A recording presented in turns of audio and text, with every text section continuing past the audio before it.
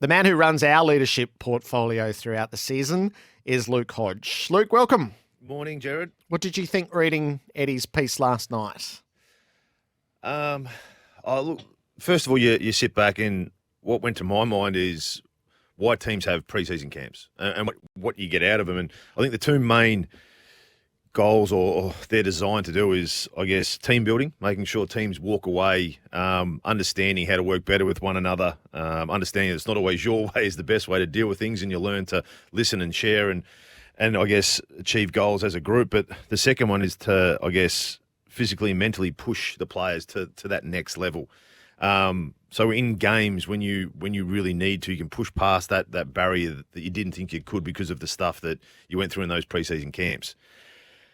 What they're not meant to do is, I guess, in Eddie's case, is use privileged information and personal information that he's given someone that who he trusted at that football club. Like, so you go away in a camp, anything that you're asked to do from the club, open up, tell different stories. Players are willing to because they think in their mind and in their heart that they're opening up themselves to people who they trust, because you've got to trust your football club. If you don't trust your football club, you shouldn't be there. And that's the whole thing about being a successful club, is the trust and the unity and as I said, going back to what camps are for. But when he opened up about his personal experiences and then on these camps they use them against him, the understanding, I don't know where that's coming from, because you know that, especially if you look through the Indigenous boys, the part that also got me there was when they stood face to face and they wanted to yell abuse at one another to strengthen up that words don't mean much. If you spend enough time with the Indigenous boys, they've been, from a young age, it's been built into them that you got to respect your elders. And for a young fella to come to Eddie and say that I feel uncomfortable swearing at you because you're like my uncle, you put that into people's lives. If they had to go and talk to their family like that, how would they feel? So you sort of sit back and yes, pre-season camps are so good in so many ways if they're treated for the right way. To simplify it, you look at it as a pre-season program. Why would you have ruckman, forward pockets, back pockets, all training in the same program? You need to adapt your program. So if you're going away on a camp, some of that stuff might have been good for some of their players. You hear Tex Walker and Rory Sloane saying that they feel that they were better for it, but not everything works with the same people. You need to adapt it and find out the strengths and weaknesses. And some areas are so sensitive to people that you shouldn't be doing it, especially privileged information that was given to them from a player who trusted what he was saying, that was going to be held tight and used, if anything, to help him, not to be used against him. So Eddie believes that he was removed from the leadership group 3 weeks after tabling complaints of the Indigenous players. So he used his position of leadership to represent those who didn't feel confident enough or felt they had a voice. He pushed for change and he lost his place in the leadership group. And so if you can push the moral part aside and just have a cold football conversation in that, I read that and thought, well, no wonder that football club collapsed. The reason why you have a leadership group is because a captain won't see eye to eye with 44 people on the list. Won't see eye to eye with every captain. The vice captain won't either. So you have a spread of people in the leadership group that you can touch all 44, 45 blokes in that group. And they have the confidence to come with you with any issues, some small, some large, but they need to have the belief, if it's a first-year person or a 10th-year person, they need someone in that leadership group who they can go to and say, I don't feel comfortable doing this. I don't like what they did. How can I handle this better? They've obviously come to Eddie with those issues, and he's voiced them on behalf of a number of players. So automatically, they've taken him out for that reason. There's probably 6, 7, 8 players in that football club that now may not have a pathway to a leadership group to speak of. So it sort of takes away the strength of a leadership group, because if you're going to voice your opinion of your teammates, that's how it's supposed to work. So they're probably going to come up with different reasons, but if that was the sole reason that they went against, or he argued his own point of view on behalf of some teammates against the position they were going, that's the whole point. We've, in my personal experience, we've had so many times where either Mitch will come and argue something, or Gibbo will, or Sawley will, because that's their role, because they've heard it from another player. And you sit back as a collective, you make decisions and you move on. You don't kick someone out 3 weeks later because they've voiced opinions of teammates. Were there aspects that struck you as weird? So from what you've said around pre-season camps, there can be the extreme physical challenges clearly play a role, and there's a method to that. Is there weirdness in here?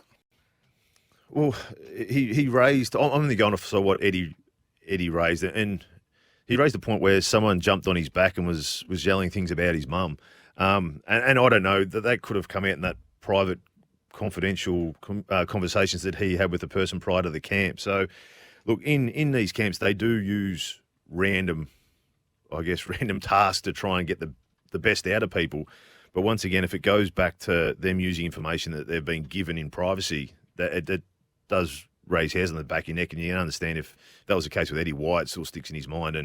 And I think Rue said that he hopefully he's moving on. Clearly, if he's written this book recently, he hasn't moved on. It still scars him to this day, the stuff that he went through in that camp. And it clearly played a role in diminishing his drive and enjoyment of the game. So that to me is that, to distill it, this is the impact that it had on one of the most loved players of our generation. Speaking of one of the most loved players, they spoke about the power stance. And this is me playing against Eddie for a number of years. If I'm standing in front of a big final or grand final and Eddie Betts is standing there with the power stance, a firm look on his face, real angry, sweat off his brow, I'm sitting there going, Eddie's scared. Eddie's nervous. This is not Eddie Betts. If I'm standing there looking at John O'Brien doing that, I'm thinking, oh no, I'm petrified here. If I'm looking across and I see Eddie Betts joking around, laughing, cracking, that cheeky little grin that everyone knows that he's got, I'm sitting there and I'm going, oh shit, Eddie's relaxed. Eddie's comfortable. We've got to be on today because he's ready to play. So we talk about football clubs having 44, 45 different people in the industry. It's not fit to the one person. Sometimes you use an energy being someone you're not. Let people relax and be themselves. That's how they normally play their best football. So it's not a one-fits-all for AFL clubs. And the last aspect I might ask you about it is the idea of being schooled on what you should say to your partner, to your wife, to your family. Did you ever experience anything like that? Not on what you should say. It's obviously you got football clubs are very private areas and there's a lot of conversation. So there's certain things that you've got to hold internally because that's the trust between player to coach. And you don't go and relay information to people outside those walls at times when it's not relevant. But on what to say, how to say, and almost a brainwash into saying that I'm going to walk away a better husband, a better father. Never been told to talk in those terms. Privacy, yes, but not about how I should say things and what I should divulge to partners. No way. You couldn't imagine. I can't imagine you in real time being prepared to absorb any of that. It's so. I get the idea of a united cause and a sense of purpose and driving for something better. And maybe Bob used to tell me about you had to live the delusion, but every now and then, as a leader, surely there's a moment where you stand up and go, no, for whatever you think this is going to do, we can't be part of this. Yeah, and obviously being along the industry, you hear a little bit of hearsay from a lot of players that have left the club. Obviously, the players that are still there, they're saying that they feel better, and it'll be interesting to hear when they have left the club for 4 or 5 years and they're not aligned to that football club and the beliefs and the culture that they're trying to build. But you've heard a lot of things from past players where you sit back and go, surely someone should have stood up. And if you've got a younger player, a younger teammate who clearly is uncomfortable, that you've got to step up and go and help them or say that's enough. But as I said, there's so many people who've been in there with different opinions. It's only time once they leave the club and they start to open up and feel comfortable, there's when you start to hear really what happened. Sam Edmund is reading that chapter in full at the moment, so he's going to come back in and join us in about 15 minutes' time and lay out precisely what's in there. For all the supposition, speculation, debate around 4 years, there's a first-hand account, and it's a graphic and it's a disturbing first-hand account from Eddie Betts and how that sits in football today, how that sits with Adelaide, who have forever refused to accept culpability and responsibility, despite the mealy-mouthed words that have been said from time to time. I wonder now that it is in black and white before them, what the reaction of that club might be today. It hasn't been a promising start, I must say, listening to Mark Rasciuto this morning. Hodge, so the Brisbane Lions on Sunday best half of the season, look like they're going to slay what's ahead of them, gets swallowed up by Richmond in the aftermath. Where are you looking? What are you taking from it? Look, I think if you're supporters and football out there wanting to see, could the Lions play at the MCG? And I reckon for a half of football, we're sitting there going, this team can play. They can do it.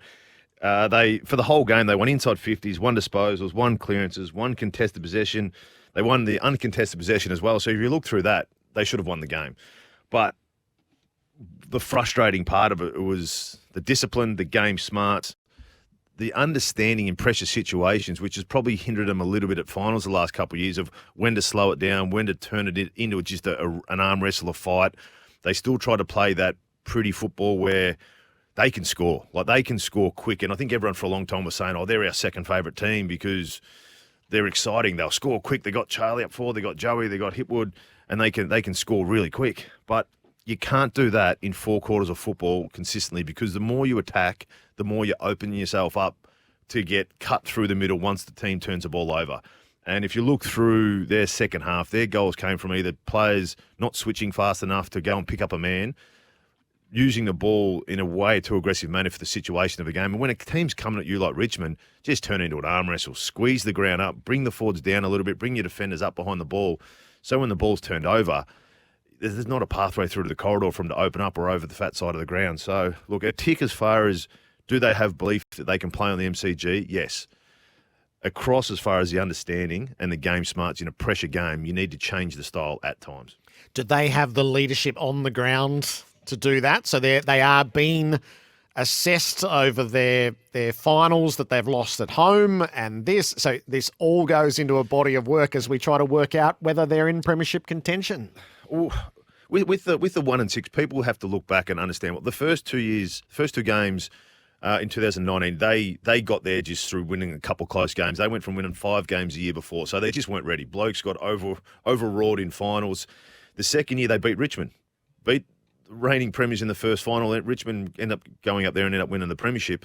They lost to Geelong, who were just a bigger, stronger outfit. And then last year, they had injuries. So you look through, and I know everyone's sitting here, you're making excuses, but in their final against the Bulldogs, they had no Hipwood, no McStay through concussion, no Rayner. They were playing Jack Payne up forward, who'd been centre-half back when he had come into play on the side. So you sit back and go and say, look, injuries got the better of them last year. But the big question is, they're running out of excuses as far as their team is fit. Yes, they lost Bailey, who was important. Daniel Rich and Starcevic will be back in this week. And apart from that, they've only got a couple of younger guys who wouldn't be in their best 22 that are out injured. So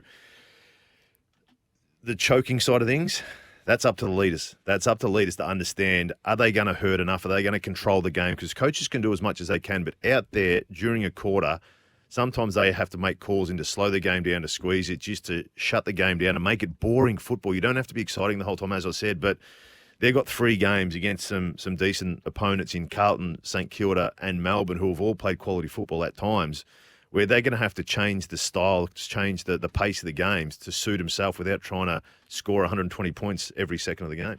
There's a couple of clubs who have done so much hard work to get to this moment, and Fremantle and Carlton are the 2 that come to mind, and now trying to finish it off and make sure that they get the full results out of the foundations that have been laid. Fremantle will play finals. The top 4 looks like it's got beyond them, and Carlton still needs that one more win. So there has to be, I imagine, there's a real-time anxiety around this whilst trying not to get caught in the big picture. There's 3 games to alter your fate. And that's the hardest thing. I did my predictor about 3 weeks ago, and geez, I've been wrong in a lot of games since then. But look, you look at a Carlton, and Carlton went from 13 last year, and we've been so impressed with how they've been going about it. They've had a lot of injuries throughout the year, and people said, yes, a lot of teams have. But you look at this week against, this is a big game against the Lions coming up. You got Newman, who's out, Durden's out, Kennedy with his jaw, Hewitt, Curnow still out, Stocker, and Zach Williams will be about 3 weeks. So 6 or 7 of those are going to be in their best team.